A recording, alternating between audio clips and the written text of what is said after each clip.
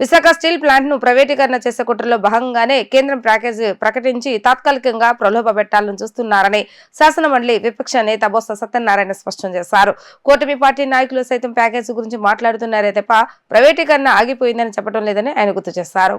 ఈ సందర్భంగా ఎమ్మెల్సీ బొత్స సత్యనారాయణ మాట్లాడుతూ ఈ విషయాన్ని కేంద్ర హోంమంత్రితో చెప్పిస్తే స్టీల్ ప్లాంట్ కార్మికులు ఉద్యోగులతో పాటు ప్రజల్లో ఉన్న అనుమానాలు తొలగిపోతాయని తేల్చి చెప్పారు. తిరుపతి తొక్కిసలాట ఘటనను సుమోటోగా స్వీకరించి విచారణ చేయాలని హైకోర్టుకు లేఖ రాసినట్లుగా వెల్లడించారు. మొన్న జనవరి 8న ప్రధాని నరేంద్ర మోడీ విశాఖలో పర్యటించినప్పుడు CM Chandrababu Naidu, deputy CM అందరూ ఒకే వేదికపై ఉన్నప్పుడు స్టీల్ ప్లాంట్ ప్యాకేజీని ప్రకటించకపోవడం పలు అనుమానాలకు తావిస్తుందని అన్నారు. ప్రైవేటీకరణ ఆగిపోయినట్లేనని కేంద్రం కానీ సీఎం చంద్రబాబు నాయుడు కానీ ఎందుకు చెప్పలేకపోతున్నారని ఆయన ప్రశ్నించారు. ఒక కేంద్ర హోంమంత్రి వచ్చారు, ఒక రాష్ట్ర ముఖ్యమంత్రి కూర్చున్నారు, దాని పక్కన వచ్చి ఒక ఉప ముఖ్యమంత్రి ఉన్నారు, ఆ పక్కన వచ్చి ఒక కేంద్ర సహాయ మంత్రులు ఉన్నారు. అందరూ ఉండి ఏం మాట్లాడారని పేపర్లు ఏమొచ్చిందండి? మాజీ ముఖ్యమంత్రి గారు వచ్చి సొంత బిల్డింగ్లు ఎన్నో ఉన్నాయి, ఆయన ఎన్ని ఎకరాలు ఇల్లు కట్టుకున్నాడు,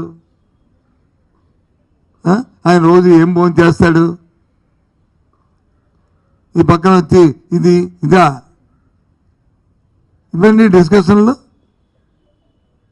ఏదైనా ఒక పెద్దలు వచ్చి ఇద్దరు కలిశారంటే దాని మీద రాష్ట్రానికో దేశానికో ఒక సంప్రదించి ఒక మంచి కార్యక్రమం ఏమి వస్తుందా, దాని నుంచి ఏది జరుగుతుంది అని చూస్తుంటాం. అది మానేసి ఆ ఇంటికి వచ్చి ఎన్ని బాత్రూమ్లు ఉన్నాయి, ఎన్ని బెడ్రూమ్లు ఉన్నాయి, ఇదా అండి డిస్కషను. దాన్ని వచ్చి పత్రికల్లో వచ్చి ప్రధాన అంశాలు ఇదా అండి, ఇదా చెప్పండి. ఇంకోటి అడిగారు మీరు, రుషికొండ భవనం అని. రుషికొండ భవనం అని చెప్పి ఆరో చెప్పాను, అది ప్రభుత్వ భవనం. ఎస్, 500 కోట్లు కట్టి ప్రభుత్వ భవనం ఇచ్చారు, తప్పే ఉంది.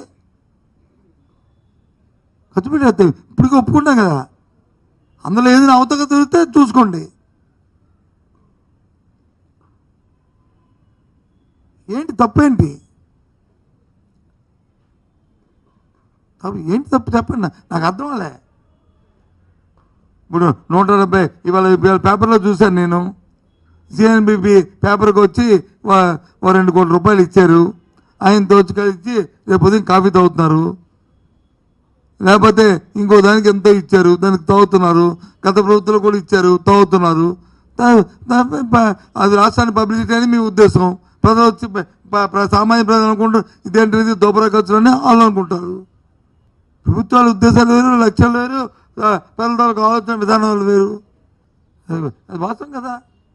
అంతేకాని దాని గురించి ఒక డిన్నర్ మీటింగు, డిన్నర్లో కుడిపక్క ఇరుకూర్చు, ఎడంపక్క ఇరుకూర్చు, ఉత్తరా నీళ్ళు దక్షిణ నీళ్ళు వీళ్ళిద్దరూ, ఇవన్నీ దానికి ఆ ఇంటికి ఎన్ని గదులు ఉన్నాయి, ఎన్ని బెడ్రూమ్లు ఉన్నాయి, ఇవే డిస్కషన్.